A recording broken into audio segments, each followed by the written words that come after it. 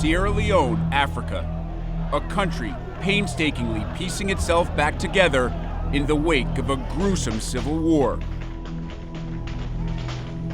A war that claimed over 50,000 lives and displaced more than 2 million people.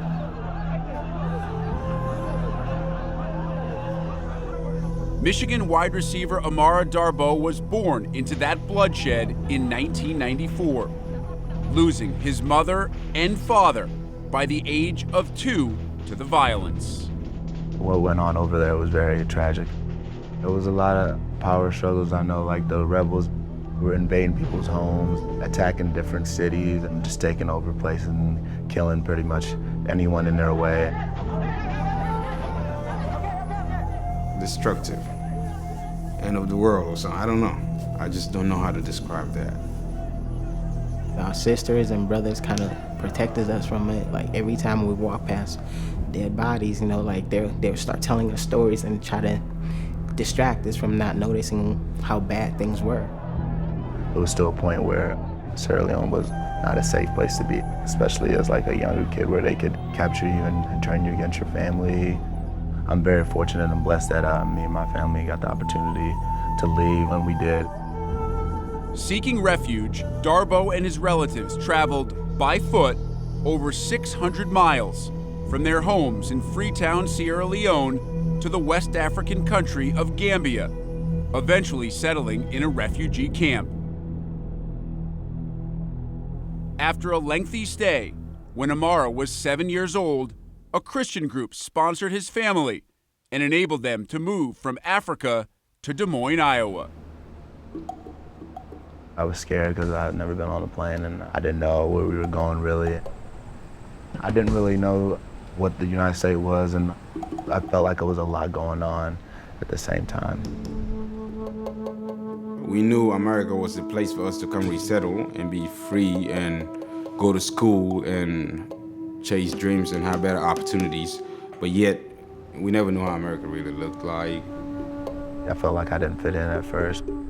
My English wasn't as good as it is now. I remember at elementary school I had, like, a tough time. I was frustrated a lot. Kids didn't understand where we came from, so they used to make fun of Amara.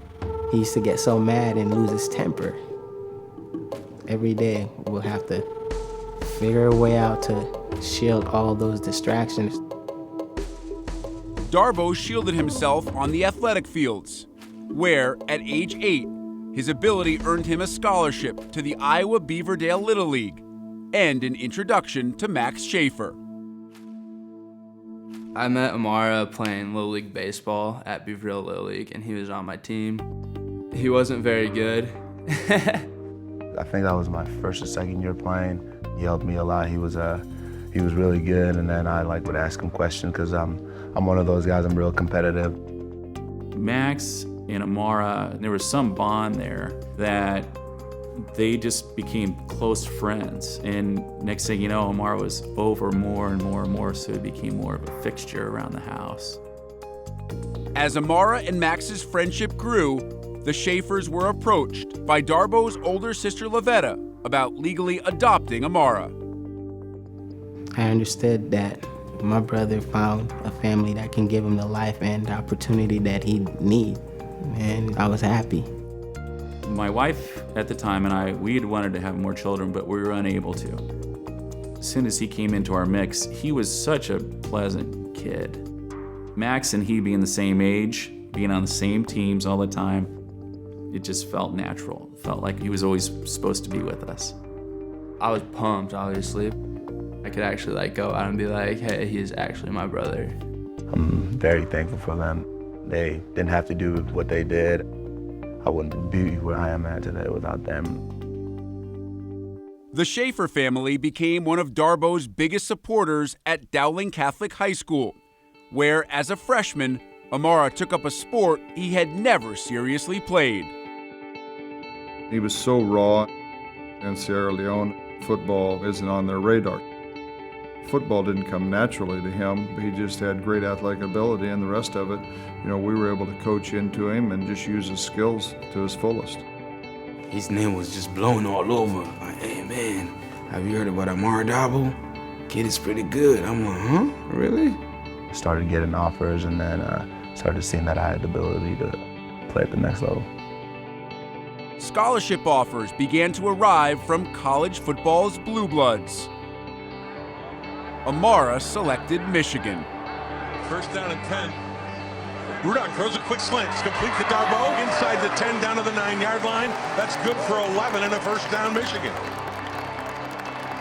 I would never have thought in a million years I would be in Ann Arbor, Michigan to watch Amara play football. I get way too pumped up. I want to throw the ball to him every time. What a catch by Darboh! He wants people to see his talents. He wants people to see what he could bring to the game. Instead of say, oh, there's Amara, he's that boy with that sad story. He wants people to say, this is Amara, one of the best college football players. Good game, man. Thanks, appreciate it. How are you doing? Good, you all right? Yeah. Bad things happen to everyone. Everyone goes through tough times, so I try to think about the positives. I never would imagine that I would be here at Michigan or imagine the people that have entered my life. Amara Darboh no longer has to imagine peace or safety. Instead, he now dreams of touchdowns and victories, not only as a Wolverine, but also as an American. As on September 24th, 2015, Amara became a U.S. citizen. Here is a refugee from Sierra Leone.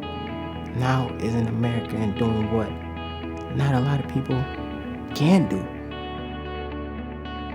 And the war, you could literally see people leaving their babies behind. He feel blessed for his life because he could have been one of those babies, one of those kids being left behind.